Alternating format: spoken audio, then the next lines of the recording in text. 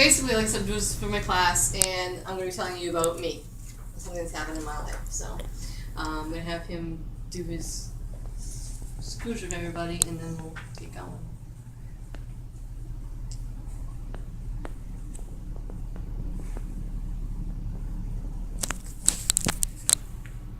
My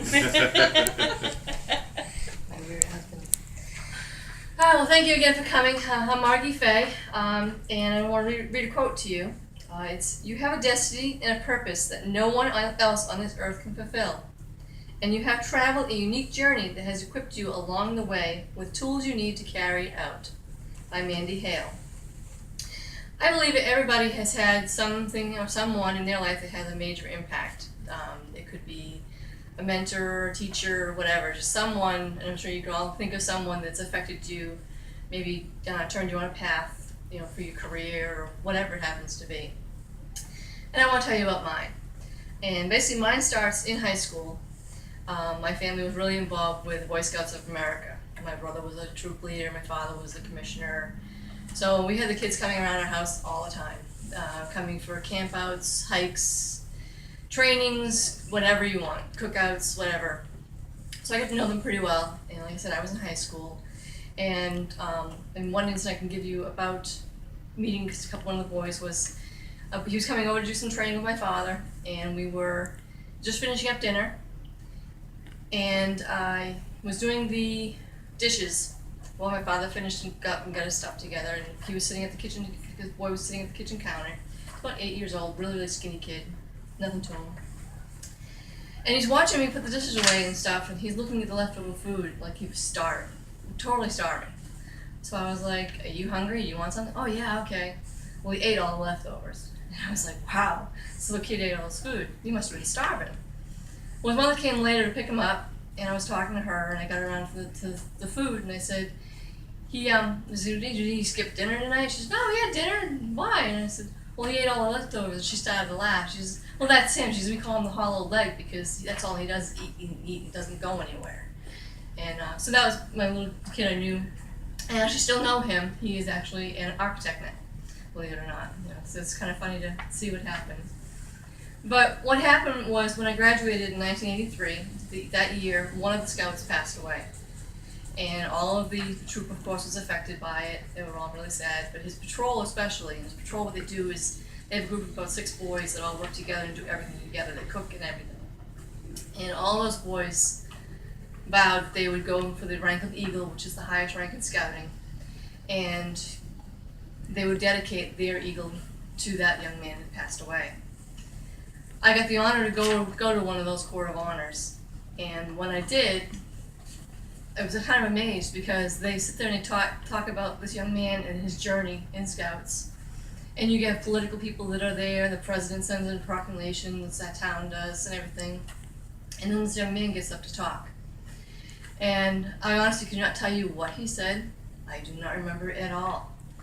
But he touched me in such a way in talking about his friend that had passed and dedicating it in his journey that I said I needed to be a part of that. Now mind you, I'm a single girl, 18 years old, no kids.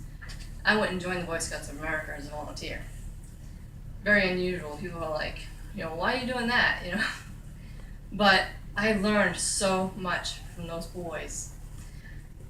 The skills I've learned I've been able to use in my career, skills that I use every day, friendships that I still have, like I said, I still have that architect as my friend.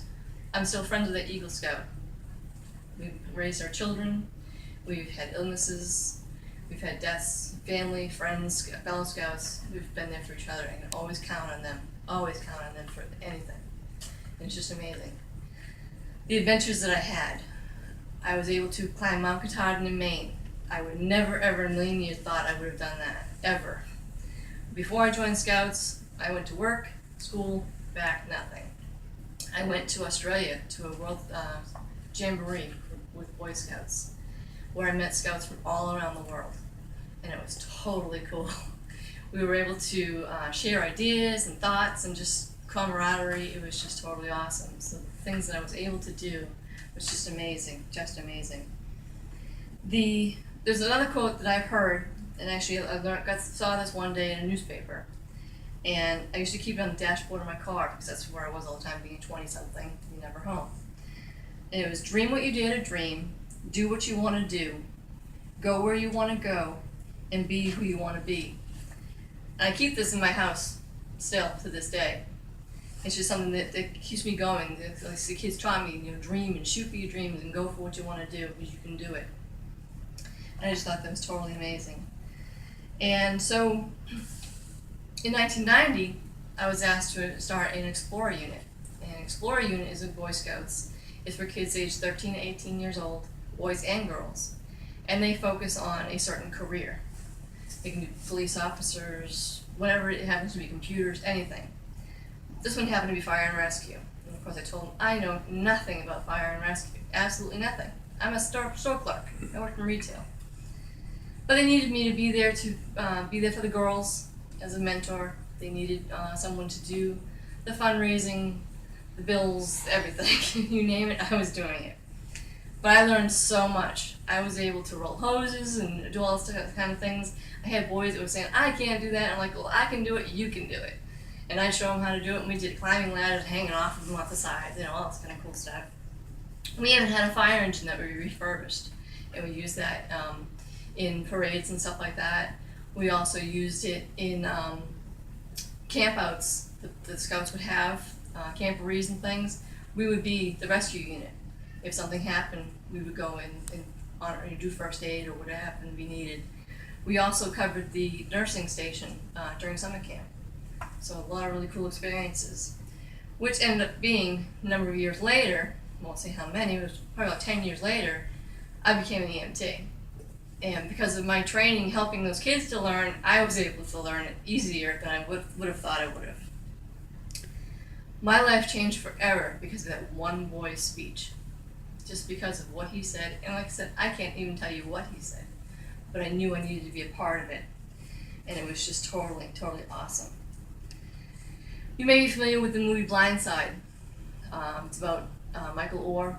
Leanne Tui and her family took him in, and one of her friends made a quote in the movie, and she says, "You're changing that boy's life." Well, Leanne turned around and said, "No, he's changing mine." And that's where I was with these boys. These boys were changing my life. People thought I was volunteering and changing theirs, but they were changing mine, making it so much better. I ended up getting, like I said, lasting friendships. I'm still friends with them some 30-odd years later.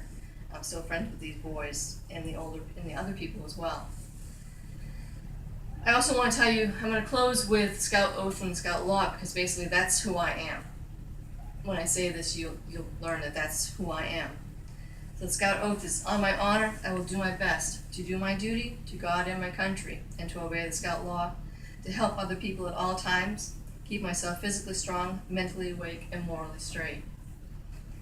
And then the law is trustworthy, loyal, helpful, friendly, courteous, kind, obedient, cheerful, thrifty, brave, clean, and reverent. And that's me. And I thank you all for coming today.